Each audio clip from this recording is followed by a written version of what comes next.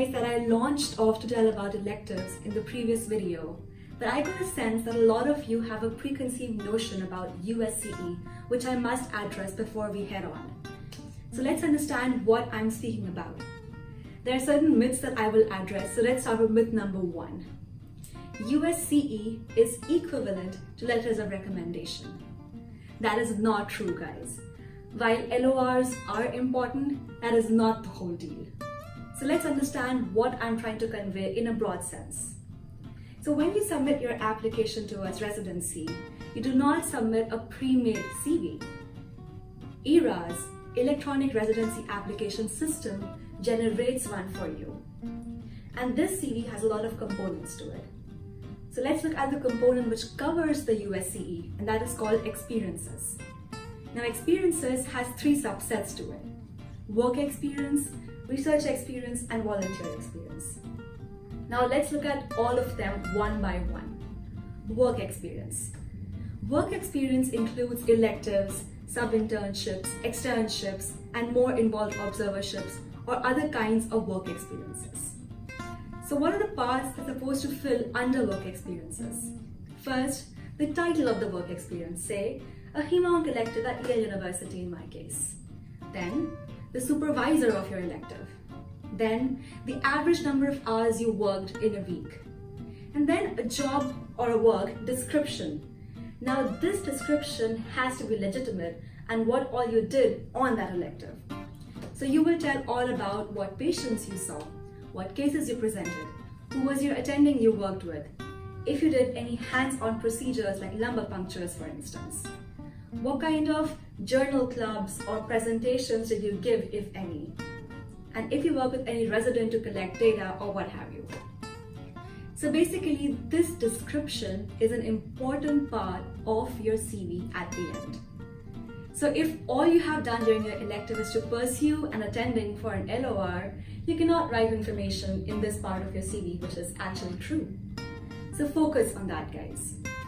Now, the other section, which actually says volunteer experience, probably involves less involved observerships according to some people, where you have not had a hands-on experience.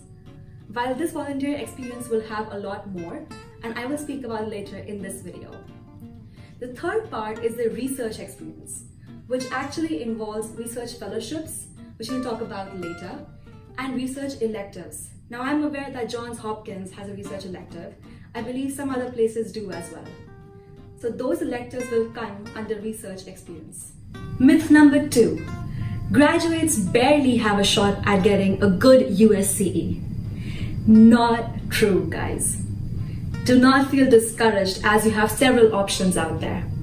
Observerships, research, volunteer work, other work experiences, and a prelim year. While I can speak about the Form of 4 later on, let's look at a prelim year right now. So a prelim year is traditionally for getting into more advanced residencies like neurology, anesthesiology, dermatology, or even surgery. But it can be seen as a perfect way of getting a good solid USCE because you actually have rotations, you work with attendings, you can get good LORs. The only catch being that, say if you're applying for a 2020 match, then if you are starting with prelim year right now, you might just be 4 months down into your training and might not have formed a good bond with any attending just yet. But at the same time, you could have done your best postings right away and you can get somebody to write you a good letter of recommendation. So a prelim year does come with some good advantages, but like I said, take that with a grain of salt because you have to interview, you have to apply through ERAS, have to take it as a whole process, and that too, the visa sponsorship and funding could be your trouble. So understand the pros and cons of doing a prelim year, but it is a good shot at getting a good USCE for graduates. Myth number 3. Observerships do not make for a good USCE. While I do agree that observerships could vary in terms of how involved they are or not, but a good involved observership can get you as strong a letter and as good a position on your CV as an elective.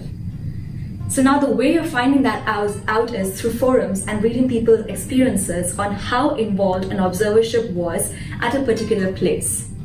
While I agree that observerships are not as organized as electives are, there are some places which are offering observerships through a more systematic way, but that is a paid position again. But observership can be tailored accordingly, so do not get discouraged if that is your only option. Myth number 4.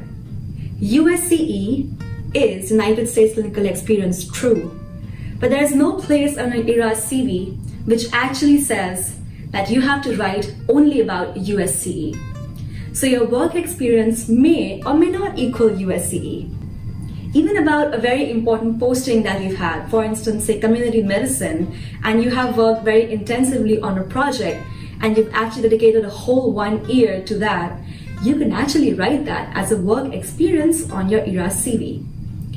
Now, even if you have served as a medical officer, say after you have graduated, or you have done some other residency in your own home country, that also is very important and reflects on your work experience on your ERA CV. So you can be a graduate, having not done electives, having not been on American soil, and you would still have that work experience shining brightly on your CV with or without you being on the American soil and calling it USCE. Myth number 5. Volunteering is not as important on your CV. I wouldn't quite agree to that. Well, I would say that if you have your steps waiting or electives happening, volunteering can be optional, but it is a great talking point in your interviews and should be done a long way. Now, for instance, in my application, I spoke about my volunteering experience as a medical assistant on a Terry Broder cancer walk that I did recently. Or if I volunteer at the New Haven Animal Shelter, then I can speak about that at my interviews. To be honest, volunteering experience is literally the first part of your entire experiences section that pops up. And it does make your CV look very well-rounded. So keep that in mind if you are here in the United States or back in your home country. Do get involved in legit volunteering experiences. Do not fake your CV. Do things and write only about what you have done. So these were the 5 myths that I broadly understood would be helpful to explain to you guys. So while I would strongly encourage you to focus yourselves on finding good electives or observerships, do not get discouraged if you do not have any of those. USCE is important, but that is not how it appears on your ERA CV. USCE gets you letters of recommendation from American attendings, and that is important. But if you have not been able to find any USCE and made a lot of good progress in your own home country, that would be important as well. So keep your struggles going, but do not get exasperated if they don't lead you anywhere. You could still have a shining ERA CV and get you a residency spot without having to go through all of this. That said, do not give up your efforts for searching for all possible things.